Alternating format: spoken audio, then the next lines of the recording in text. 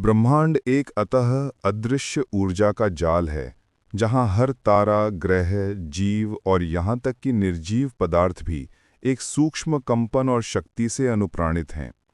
प्राचीन ऋषि मुनियों ने इसी मूलभूत ऊर्जा को ब्रह्म या चैतन्य कहा। इसी ब्रह्मांडीय ऊर्जा के सक्रिय, गतिशील और सृजनशील पहलू को शक्ति का नाम दिया गया, और आश्चर्यजनक रूप से समस्त मानव सभ्यता और आध्यात्मिक परंपराओं ने इस शक्ति के सर्वोत्कृष्ट और सर्वव्यापी रूप को नारी के रूप में अभिव्यक्त किया है। ये कोई संयोग नहीं, बल्कि ब्रह्मांड के मूलभूत नियमों की एक गहरी समझ है। ये लेख इसी अद्भुत संबंध की तह में जाएगा, कैसे प्राचीन ग्रंथों की गहन आध्यात्मिक अवधारणाएं और आधुनिक विज्ञान के निष्कर्ष दोनों ही स्त्री को सृजन और ऊर्जा का केंद्र बिंदु मानते हैं। शिव और शक्ति दोनों के बिना अधूरी है सृष्टि। हिंदू दर्शन की मूलभूत अवधारणा है शिवः शक्त्या विना शवः, अर्थात शक्ति के बिना शिव भी शव के समान मृत हैं। यहाँ शिव चेतना के स्थिर, शुद्ध, निराकार स्वरूप का प्रतीक हैं, जबकि शक्ति वो गतिशील ऊर्जा है जो इस चेतना को सृष्टि के रूप में अभिव्यक्त करती है। ये द्वैत सृष्टि का मूल मंत्र है। शक्ति ही वो सृजनात्मक प्रक्रिया है जो बीज को वृक्ष बनाती है, विचार को वास्तविकता में बदलती है और शून्य को ब्रह्मांड में रूपांतरित करती है। इसलिए नारी को केवल एक भौतिक सत्ता नहीं, बल्कि उस परम ब्रह्मांडीय ऊर्जा का मूर्त रूप माना गया है। ऋग्वेद का देवी सूक्त इस बात का प्रमाण है कि वैदिक काल में भी नारी शक्ति की परम महिमा को स्वीकारा गया था। इसमें देवी अपने आप को समस्त ब्रह्मांड की आधारशिला घोषित करती हैं। अहम रुद्रे भिर्वसुभिश्चराम्यहम आदित्यैरुत विश्वदेवैः, अहम मित्रा वरुणो भा बिभर्म्यहम इंद्राग्नि अहम अश्विनो भा। यह देवी स्वयं को हर दैवीय शक्ति का स्रोत बता रही हैं। यह स्पष्ट संकेत है कि नारी में सभी देवताओं का सार समाहित है। नवदुर्गा, शक्ति के 9 रूप और ब्रह्मांडीय नियम। दुर्गा के 9 रूप केवल पौराणिक कथाएं नहीं, बल्कि ब्रह्मांडीय ऊर्जा के विभिन्न पहलुओं का प्रतीक हैं। शैलपुत्री, पर्वतों की देवी जो स्थिरता और आधार का प्रतीक है। यह ब्रह्मांड की गुरुत्वाकर्षण शक्ति और संरचनात्मक ऊर्जा है। ब्रह्मचारिणी, तप और संयम की देवी।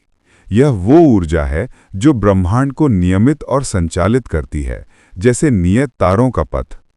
चंद्रघंटा, शांति और कोमलता की ध्वनि। यह ब्रह्मांड में गूंजने वाली सूक्ष्म ध्वनि तरंगों या कॉस्मिक म्यूजिक का प्रतिनिधित्व है। कुष्मांडा, ब्रह्मांड को अपने भीतर धारण करने वाली। यह सृष्टि के मूल, बिग बैंग या हिरण्यगर्भ की ऊर्जा है। स्कंद माता, सेनापति कार्तिकेय की माता। यह नेतृत्व, बुद्धि और क्रियाशील ऊर्जा है। कात्यायनी, असुरों का विनाश करने वाली। यह वो ऊर्जा है जो ब्रह्मांड में अव्यवस्था यानी एंट्रोपी और अधर्म का नाश करके संतुलन बनाए रखती है। कालरात्रि, काल का विनाशक रूप। यह ब्रह्मांड के अंत यानी ब्रह्मांडीय संकुचन और पुनर्जन्म की शक्ति है। महागौरी, शुद्धता और प्रकाश की देवी। यह शुद्ध चेतना और ज्ञान का प्रकाश है। सिद्धिदात्री, सभी सिद्धियों को प्रदान करने वाली। यह वह परम ऊर्जा है जिसके साथ एकत्व होने पर सृष्टि के सभी रहस्य उद्घाटित हो जाते हैं। इन 9 रूपों से स्पष्ट है कि नारी शक्ति, सृष्टि, पालन और संहार तीनों की अधिष्ठात्री है। आधुनिक विज्ञान और स्त्री की सृजनात्मक ऊर्जा। शारीरिक स्तर पर गर्भधारण एक लघु ब्रह्मांड की रचना। स्त्री का शरीर वह एकमात्र साधन है जो एक नए जीवन की रचना कर सकता है।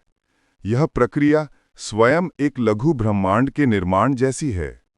गर्भाशय एक पूर्ण संरक्षित ब्रह्मांड की भांति है, जहां एक कोशिका विशालकाय मानव शरीर का रूप लेती है। गर्भ में पल रहा शिशु अपने साथ एक पूर्ण आनुवंशिक कोड, ब्रह्मांड का नक्शा लेकर आता है। स्त्री का शरीर इस कोड को पढ़कर उसका निर्माण करता है। ऊर्जा का केंद्र, आयुर्वेद और योग में गर्भाशय के आसपास के क्षेत्र को स्वादिष्ठान चक्र और मणिपुर चक्र का केंद्र माना गया है, जो रचनात्मकता और जीवन शक्ति का स्रोत है। आधुनिक विज्ञान भी मानता है कि गर्भावस्था के दौरान स्त्री के शरीर और मस्तिष्क में अद्भुत परिवर्तन होते हैं, जो उसे इस अद्वितीय कार्य के लिए तैयार करते हैं। ये क्षमता उसे एक विशिष्ट प्रकार की सहनशीलता, अंतर्ध्यान और सृजनात्मक ऊर्जा प्रदान करती है। चक्रीय प्रकृति और ब्रह्मांडीय लय। स्त्री का शरीर एक निश्चित चक्र यानी मासिक धर्म चक्र पर चलता है, जो प्रकृति की चक्रीयता का प्रतिबिंब है। चंद्रमा का प्रभाव।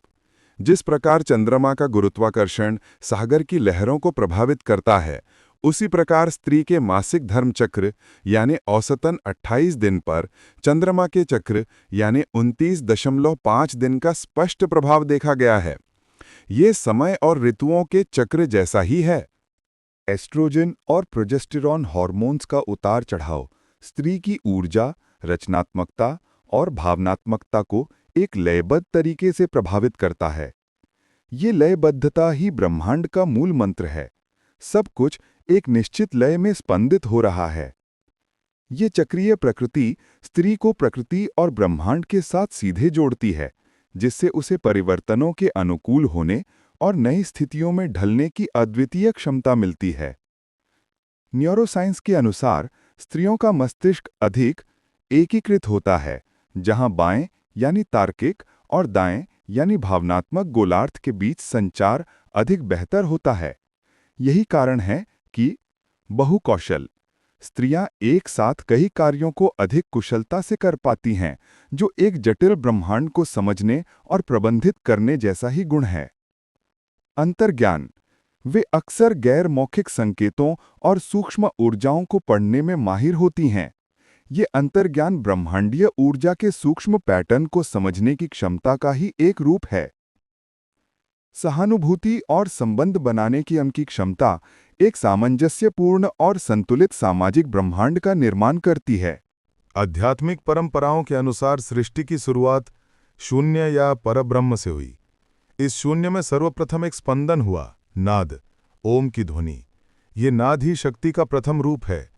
इसके बाद इस ऊर्जा ने विभिन्न रूप लिए: प्रकाश, वायु, अग्नि, जल और पृथ्वी। स्त्री का गर्भ भी इसी प्रक्रिया का एक लघु रूप है।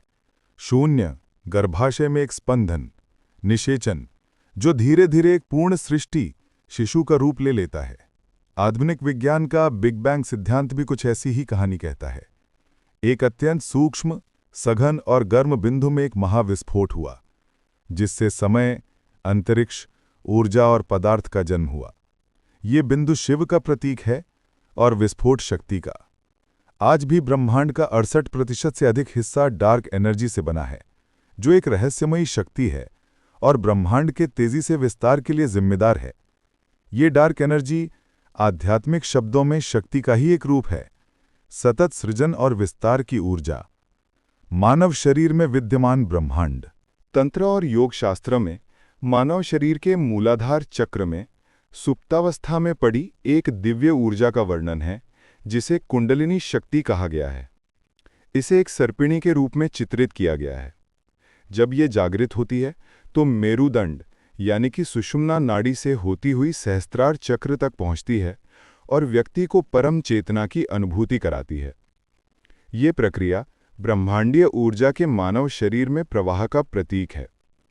रोचक बात यह है कि इस शक्ति को स्त्रीलिंग में ही कुंडलिनी कहा गया है, जो ये सिद्ध करता है कि मानव शरीर में भी वो मूल सृजनात्मक ऊर्जा नारी रूप में ही निवास करती है।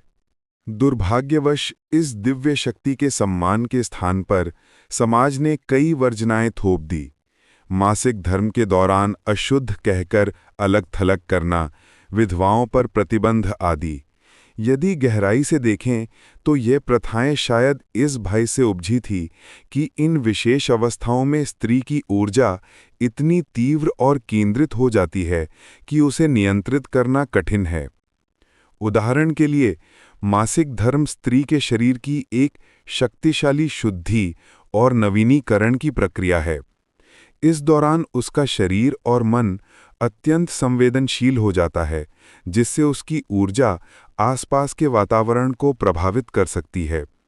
बजाय इसके कि इस ऊर्जा को समझा और सम्मानित किया जाता, इसे अशुद्ध का लेबल लगाकर दबा दिया गया। आज का युग नारी शक्ति के पुनरुत्थान का युग है।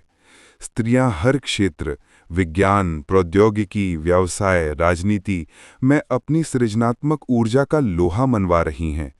ये केवल सामाजिक न्याय का मुद्दा नहीं, बल्कि ब्रह्मांडीय संतुलन की ओर एक स्वाभाविक वापसी है।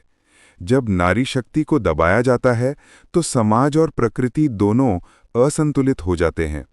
उसके पुनः उत्थान से एक संतुलित, करुणामय और टिकाऊ विश्व का निर्माण संभव है। ब्रह्मांडीय ऊर्जा और नारी शक्ति अभिन्न रूप से जुड़े हुए हैं। प्राचीन ग्रंथों ने इसे दार्शनिक और प्रतीकात्मक रूप में व्यक्त किया, जबकि आधुनिक विज्ञान शारीरिक और मनोवैज्ञानिक स्तर पर इसकी पुष्टि करता है। स्त्री का शरीर, उसकी मानसिक संरचना और उसकी सृजनात्मक क्षमता सभी उसे इस ब्रह्मांड की मूल ऊर्जा से सीधे जोड़ते हैं। वो केवल एक लिंग नहीं, बल्कि उस परम सत्ता का साक्षात रूप है जो इस समस्त चराचर सृष्टि को चला रही है। इस सत्य को पहचानना और नारी का सम्मान करना केवल नारीवाद नहीं, बल्कि ब्रह्मांड के मूल सिद्धांत का सम्मान है। जैसा कि मनुस्मृति में कहा गया है, यत्र नार्यस्तु पूज्यन्ते रमन्ते तत्र देवताः, यत्रैतास्तु न पूज्यन्ते सर्वास्तत्राफलाः क्रियाः। ये कोई अतिशयोक्ति नहीं, बल्कि एक शाश्वत सत्य है।